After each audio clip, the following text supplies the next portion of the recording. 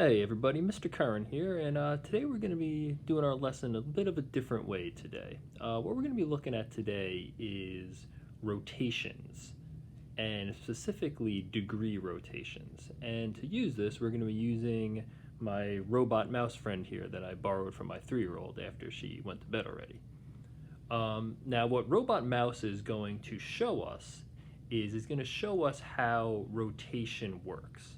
Now, some of you might be familiar with if you're into skateboarding or gymnastics or things like that, because some of these terms you've already heard and you might not have even realized they're geometry terms. So if I took my friend Mr. Mouse here, right, you can see that Mr. Mouse is facing the Dell symbol there. Okay, this whole lesson is going to be sponsored by Dell, it looks like, because we're going to see that Dell symbol a lot. If I took the mouse and turned him around like that, so he's now facing the other direction. Okay, that mouse did a 180. Okay, you might have heard that term before. Now if I have my mouse friend again facing the Dell symbol, and I turn him all the way around, spin him all the way around, so that he's facing the Dell symbol again, he just did a 360, right? He spun around in a full circle. Okay, so these are terms you might have heard before. So just like with fractions and number lines, what we're going to work with are benchmark degrees, benchmark angles. Okay, 360 degrees are how many degrees are in a circle. Okay, so just as an example, if I were to take my mouse friend and ask him to turn 90 degrees to the right, that would be one turn, like that. Whoa, easy there, mouse. Wait a second, mouse. What are you doing there? Mr. Curran forgot to clear him. Let's try that again. Yeah, if I ask him to turn once, like that, there we go. Okay, my mouse friend just made a 90-degree turn to the right. Okay, he made one turn. Now, if I return him back to his spot, and then say, asked Mr. Mouse to make a 90-degree turn to the left, you're going to see that he makes one turn to the left. Now, if you think about this now, if I were to ask my mouse to go 180 degrees to the right, okay, what that's going to be is two 90-degree turns. There's the first, and there's the second, right? So 180 degrees is really two 90-degree turns. 90 plus 90 is 180. Now, if you're thinking,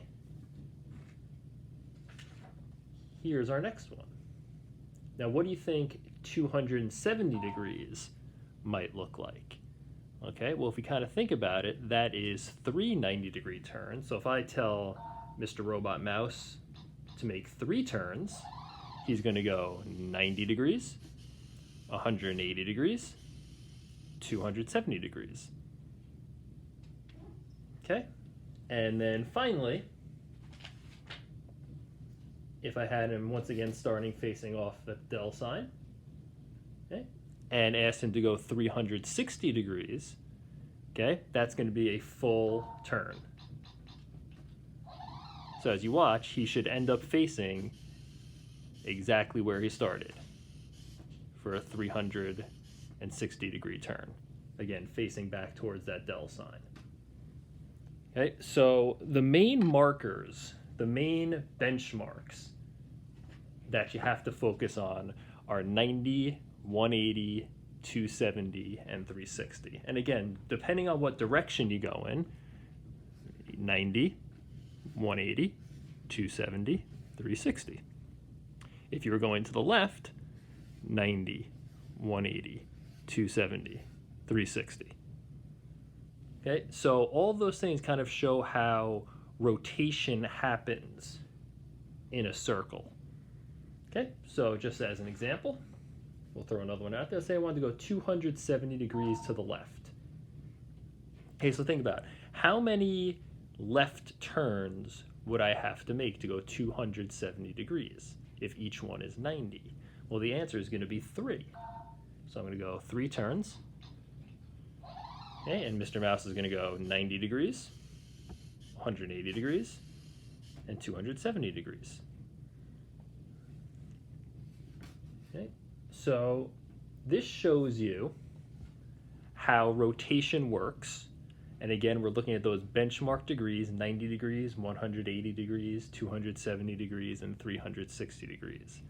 Okay, so knowing how many turns that is, and then also make sure you're paying attention to if you're going to the right or the left, because that will make a difference.